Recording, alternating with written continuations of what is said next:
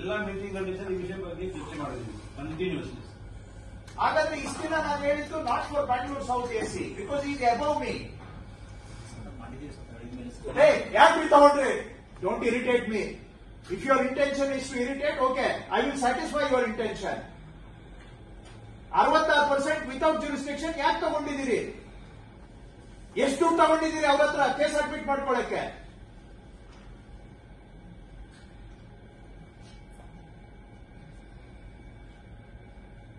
ಎಷ್ಟು ಏನ್ರಿ ನಿಮ್ದು understanding? 66% cases without jurisdiction you have accepted. ನಂದೇನಾದ್ರು ಅಂಡರ್ಸ್ಟ್ಯಾಂಡಿಂಗ್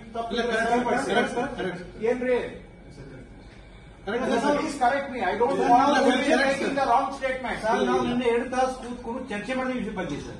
ಇದು ನಮಗೆ ಗೊತ್ತಿತ್ತು ಸರ್. ಸ್ಪೆಸಿಫಿಕ್ ಅಜೆಂಡಾನೇ ನಾವು ಡೈರೆಕ್ಷನ್ ಕೊಟ್ಟಿದ್ದೀವಿ ಸರ್. ಟರ್ಮ್ಸ್ ಆಫ್ ರೆಫರೆನ್ಸ್ ಇನ್ಕ್ವೈರಿಯಲ್ಲಿ ಅದೇ ಮಾಡಿದೀವಿ ಸರ್ ನಾವು. ಸರ್, ಈಗ ಜನರಲ್ ಆಗಿ ಮಾತಾಡಿದ್ರೆ ಸರಿ ಹೋಗಲ್ಲ. 100 ಫೈಲ್ಸ್ ತಗೊಂಡು ನಾನು ಹೇಳಿದೆ ಸ್ಪೆಸಿಫಿಕ್ ಆಗಿ ಕಂಪ್ಲೀಟ್ ಆಗಿ ಡೀಟೇಲ್ಸ್ ನೋಡಿ ಬರೀರಿ ಅಂತ ನಾವು ಮಾಡಿದೀವಿ. ಹಾಗಾಗಿ we are telling this things. Bangalore ಎಸಿಗಳಂದ್ರೆ ಬರೀ ದುಡ್ಡು ಮಾಡೋ ಬಿಸ್ನೆಸ್ ಅಂತ ತಿಳ್ಕೊಂಡಿದ್ದೀರಾ? ದೇಶ ಎಲ್ಲ ಮಾತಾಡ್ತಾ ಇದೆ ನೀವು ಮಾಡ್ತಾ ಇರೋ ಕೆಲಸ.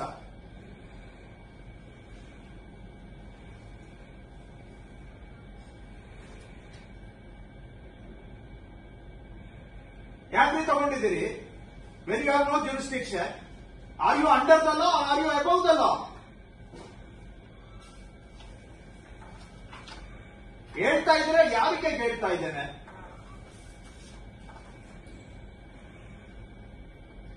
ಅಲ್ಲ ನೋಡಿ, ನಾನು ಶೋಕಾಸ್ ನೋಟಿಸ್ ಕೊಡಿ ಅಂತ ಹೇಳಿದೆ. ಬಹುಶಃ ಆದ್ರೂ ಅವರಿಗೆ ತಲೆಗೆ ಹೋಗ್ತಾ ಇಲ್ಲ. You please proceed any further. I can't accept this indiscipline. ಇಷ್ಟ ದಿನ ಯಾರಿಗೆ ಹೇಳಿದ್ದು ನಾನು? ಹಾಗಾದ್ರೆ ಸಾಕಷ್ಟು ಹೇಳಿದ್ದೀವಿ ಅದೇ ಒಳ್ಳೆ ಮಾತಿಗೆ ಗೌರವ ಇಲ್ಲ.